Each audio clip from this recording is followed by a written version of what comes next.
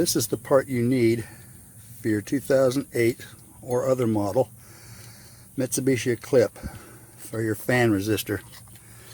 You need this one right here if your AC says auto. Auto. If it doesn't, then you can get, by the way, there's where the son of a bitch is located, right there. Right there is your damper motor. It's connected to that cam right there. Controls your ductwork. Okay, so this part is about $120. This other part, which you can barely reach, and I found this out the hard way.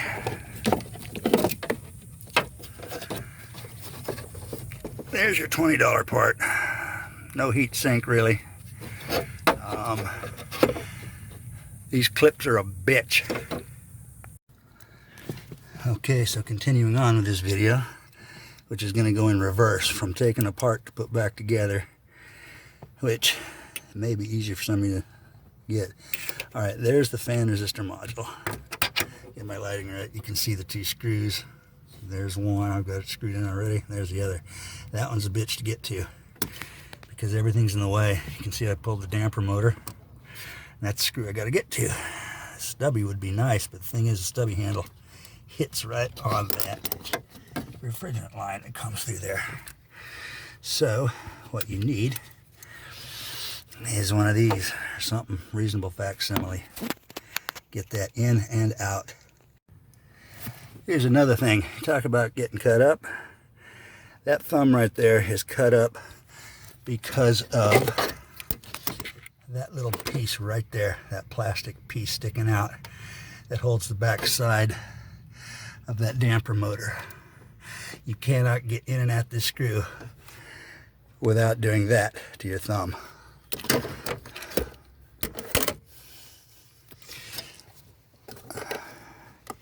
Ouch.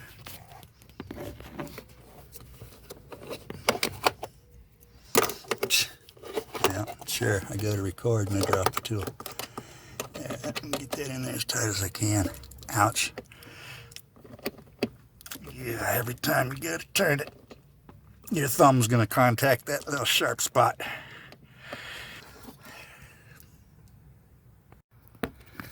Okay, now that I've got the fan resistor installed, we can go ahead and put the damper motor back in.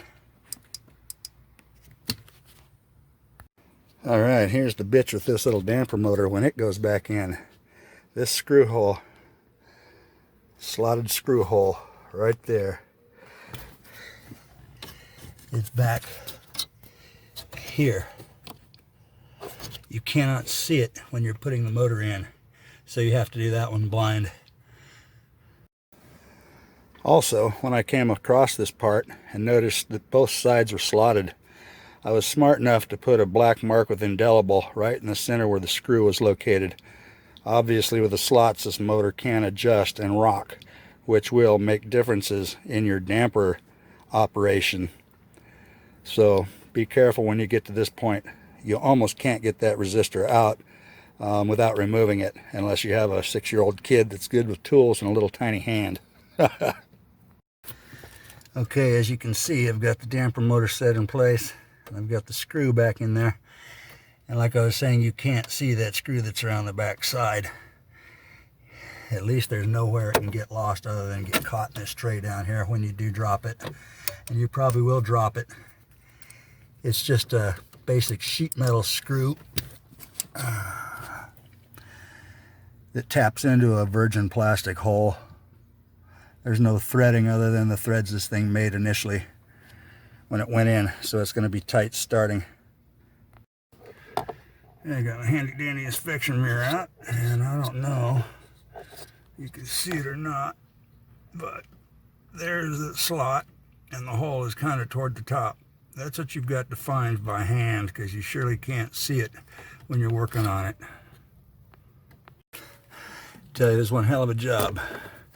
That screw back there, that last little screw right there, and that fan resistor is the hardest one to get to. But the hardest one to put back is that one right there on this damper motor. Okay, here's what your Mitsubishi dash looks like torn out. Okay, here's what your dash looks like once you get the glove box and the glove box liner out. I've seen the video where the guy pulls the glove box out. Never seen a video where somebody pulled the liner out. I'm doing this video in reverse, so I will show you how it goes back in. Tools you're definitely going to have: stubby screwdriver, a flashlight, an indelible to mark the spot on that damper or any other parts, small ratchet with a Phillips screwdriver, number 2-bit, an inspection mirror is very helpful. And another video I seen where the guy left this in here. Believe me, when you're reaching in here, that thing is tagging you right on top of the arm. Take those 2 screws out, it takes another 30 seconds, makes it a lot easier. When I was talking about the difference between those 2 fan resistors, the one with the heat sink and the one without, it does make a difference, and you're going to have to spend the money if you have the automatic AC control. Because with this part in, that fan ran 24/7 once you put the key in and turned it on. It would not shut off for anything. Yeah, it's 20 bucks, and if you want your fan to run all the time, there you go. But if you want it right, you got to spend that 26 bucks. Okay, this is the part number that I got. This is what it is supposed to look like. You do not want this if you have the automatic AC control. I can't stress it enough. Okay, very first thing to reinstall is that little glove box latch hooky thing right there. Next, you have this glove box liner.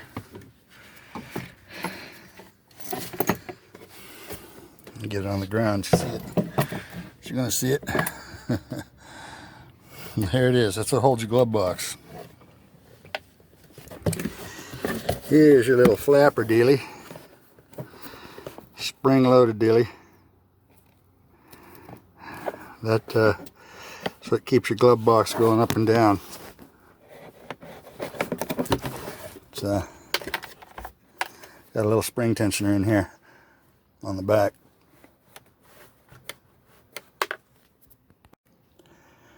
That's the next part to go in. These little white clips, they slide off. When I was taking it apart, I thought I broke one. So the thing came out, and this clip was stuck in the little hole.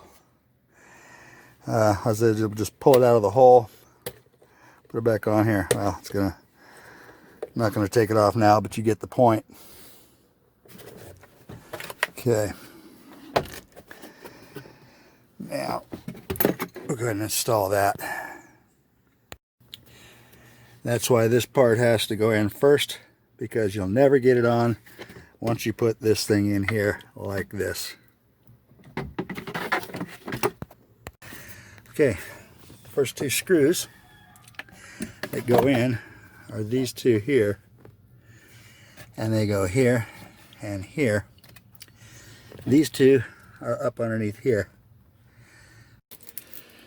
Okay, these 4 screws are the ones that you took out of your glove box liner here, and the 2 that go here. The missing Tinnerman clip I found goes right there. It's the one that this screw hole goes through. The other one's over here. After you remove those 4 screws, the only thing holding this thing in are these 5 white tabs. One goes in that hole, one goes in that hole. One there, there, and the other one is right there. I didn't see that or hear that explained in any of the other videos, but when you take out your glove box and you're stuck with this liner and you pull the 4 screws, it's still stuck in there. You're wondering how the hell you get it out. What's holding it? Well, those are what are holding it. You want to pull this thing straight outward and downward. You don't want to come straight at yourself or you'll break one of these off. Okay, once you get your glove box screws back in, glove box liner, time to put the glove box back in.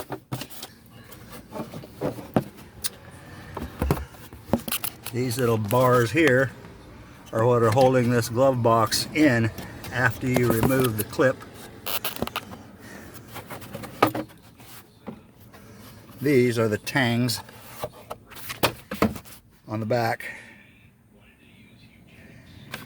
that snap on here, here, and here, or snap off, whichever way you're going. I'm going to put this in this position here and just hang the box there. Then I'm going to push it forward and snap it in. Yeah, if I can hang on to my damn phone. Okay, looks like it's on there. These little ears right here. You can barely see that one. There he is. They snap into... Oh, there's a little pocket up here. I don't have my flashlight. But you have to squeeze in on this glove box, not only to get it out, but to get it back in. Okay, once you get it snapped in, then you can attach this little clip in this slot right here.